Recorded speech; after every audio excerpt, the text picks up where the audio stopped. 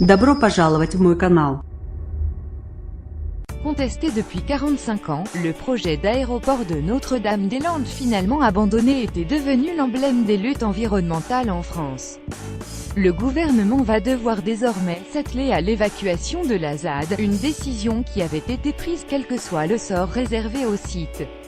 Plus de 450 gendarmeries mobiles convergeaient vers la ZAD ce mercredi. Les autorités voudront éviter de reproduire le fiasco de l'opération César en 2012. Le Premier ministre l'avait promis, il ordonnera l'évacuation du site qui s'étend sur 1650 hectares. Les occupants illégaux devront partir d'ici le printemps prochain. Le Premier ministre a affirmé que les occupants illégaux de la ZAD doivent partir d'ici le printemps prochain. Ils seront sinon évacués par les forces de l'ordre. Les 3 routes qui parcourent la ZAD devront également être rendues à la circulation, a déclaré Édouard de Philippe. La dite déclaration utilité publique se terminant le 8 février ne sera pas renouvelée.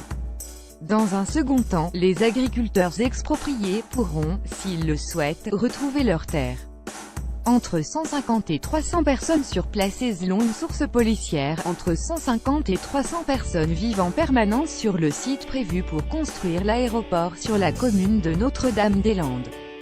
Pour les zadistes, c'est un bocage où ils construisent pas à pas depuis des années des formes de vie, d'habitat et d'activités fondées sur le partage, la rencontre. Pour les autorités, la ZAD ressemble plutôt à un camp retranché qui compte dans ses rangs des militants extrémistes prêts à en découdre violemment avec les forces de l'ordre.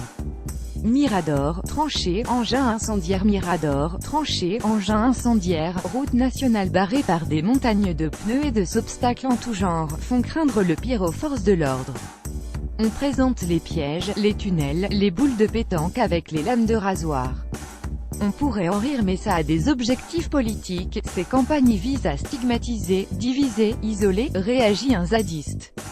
Selon lui, présenter les occupants de la ZAD comme 150 fous furieux, cela vise à faire peur aux gens pour justifier une opération de répression brutale.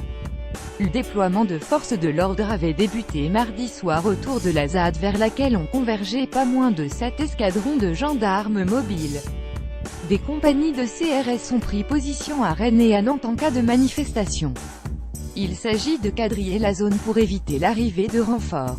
Faisant allusion au décès de Rémi Fraisse, jeune militant mortellement atteint par une grenade anti-émeute lors des manifestations contre le barrage de Sivens dans le Tarn, l'ancien ministre de l'Intérieur Bernard Cazeneuve expliquait que l'évacuation pouvait tourner à la tragédie et qu'il faudrait déployer toutes les troupes de gendarmerie mobile disponibles pour la réussir.